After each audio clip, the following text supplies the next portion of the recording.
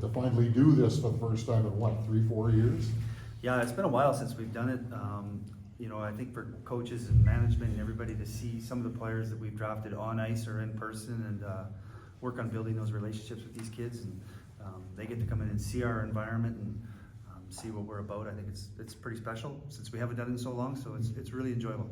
Glad you mentioned relationships, because I wanted to ask you about the speech that was, it made quite an impression on social media. Did you write that yourself, or did you steal some lines there from people? I don't know. I think when you kind of speak from the heart a little bit, it hits home with some people, or maybe it's easier to speak, but I think it's a really important part with this group of players, because we haven't had a development camp in so long, for these players to come in and be able to talk to each other about where they played, or people they know, common friends and stuff like that. That's what builds relationships, and it's an important part of hockey. What happens in the locker room, and trust and respect, and I just think relationships are really important for players. What were your first impressions of what you saw today? I mean, it's day one, and obviously there's a lot still to come, but first impressions, were you favorably enthused with what you saw? Yeah, I think so. And honestly, I don't think today isn't about any of the on ice or what happens. It's good to be able to be on ice with the players where they're comfortable in their own environment, and you can talk to them about certain things on the ice and stuff. But the on ice portion is more about teaching the details of the game and really slowing it down. And whether it's skating and working on your edges, or things you need to work on in the summertime, if it's passes and cutbacks, or certain things that they can take with them when they work on things in the summertime. It's, their individual development. It's not systems, it's not X's and O's or anything that happens about their individual game. Not to single people out, but you guys have drafted a lot of people with a lot of leadership qualities of late. And when you're getting to watch them build their relationships, do you see some of that come out? Guys that are more comfortable helping bring people in?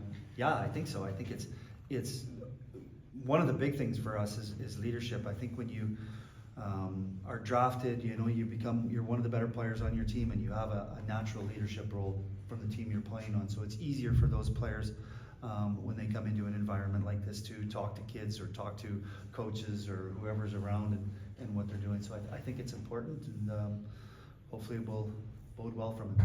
Now to single people out, is there any one or two people that have been shone in terms of bringing people in? Not really, not yet. I mean, we're first day on ice. We did yesterday was kind of physicals and the concussion testing, equipment fitting, everything that we need to do, protocols and stuff to be able to get them on the ice. So I think it's just good to get the players together and in an environment like this where they can bond and do things special together.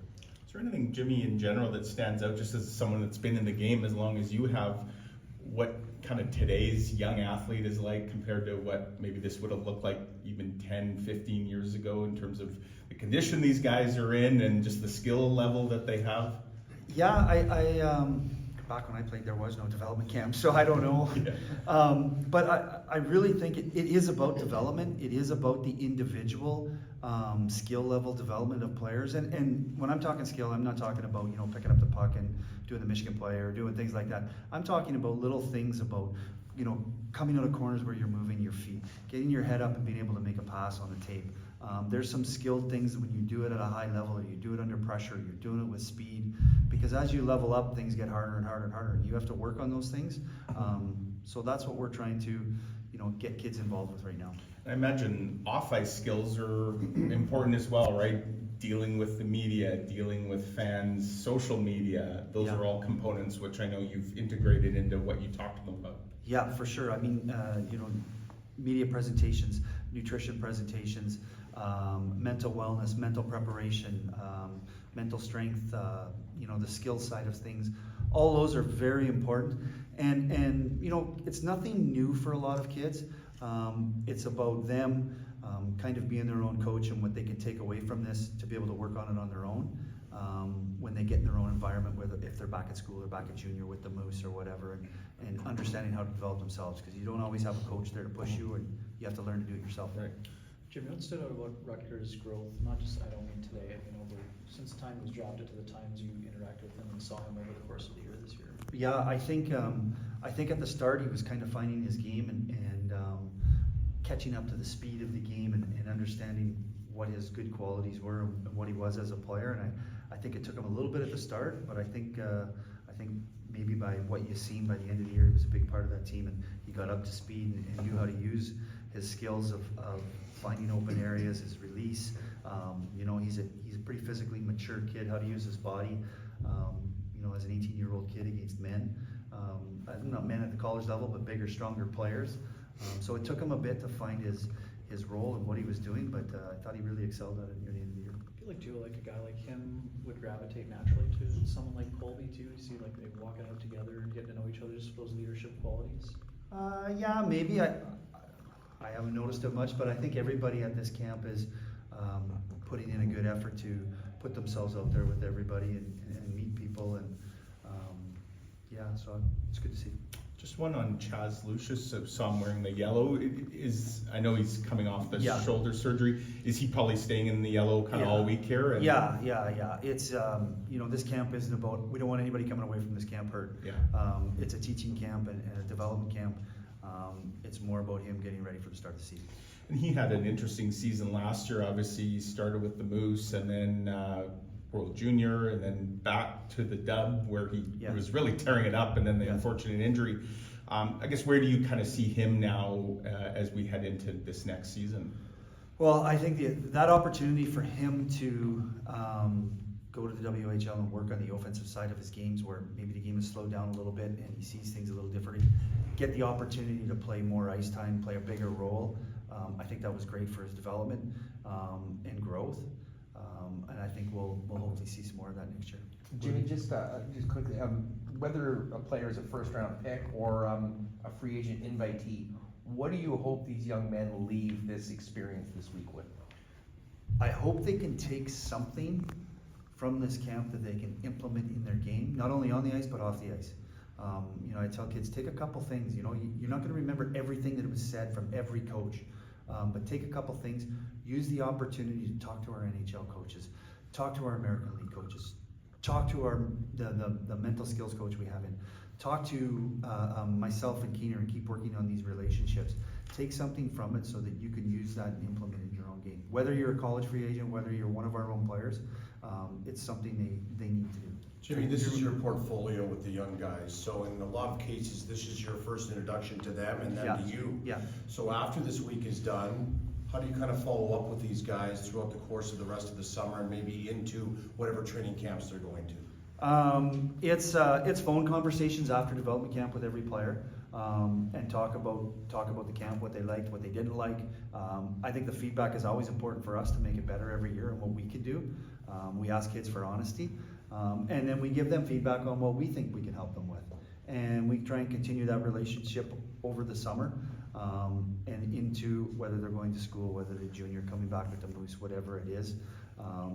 And I think it also makes it, by doing it this time of year, you know, talking to some of the kids, because we haven't had a development camp in so long, coming into training camp, rookie camp, whatever it is, it's a way easier transition. Knowing the trainers, knowing what to expect from the coaches, knowing what we're looking for and how to build up what we've been missing, you know, from these camps in the last 3 years. Jimmy, just a state of the pipeline question. You had a period with the Jets where you graduated a lot of young guys, obviously, to the big club.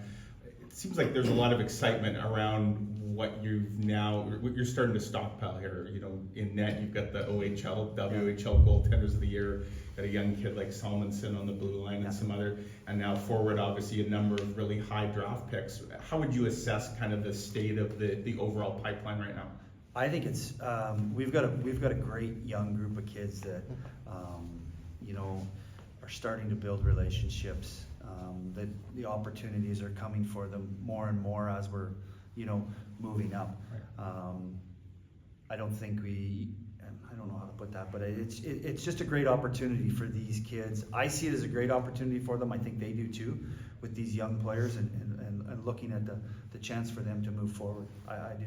Jimmy, you've had a team that has had a good track record of these guys that have just won something as simple as not as simple as Classic Player of the Year, but obviously it's something that's turned into, for a lot of guys like Josh and Adam, they've stuck with the club and that sort of thing. But why has that been kind of important for the club to kind of maybe, I don't even know if it's a target or not, but I don't think it's a target or anything like that, but I think it's a great character trait and the commitment that you're putting into not only hockey, but your life and your schoolwork, and I just think it's a great character opportunity for those kids.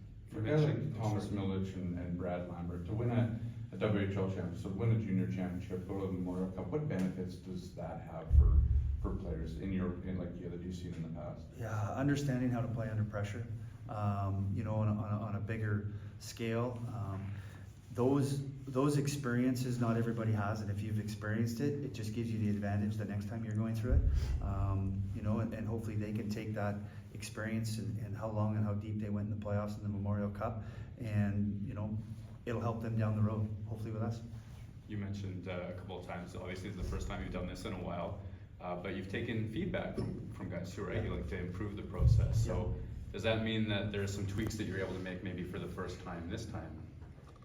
Like having a couple of years to plan almost, and, you know? Well, yeah, you're always looking to take new things that are out there or what other teams are doing, you know. And it's not like we didn't have physically have a development camp, but the last few years we were able to do some things online with kids. We've learned a lot on how we could improve our communication skills with kids now with what's happened over the last few years, you know.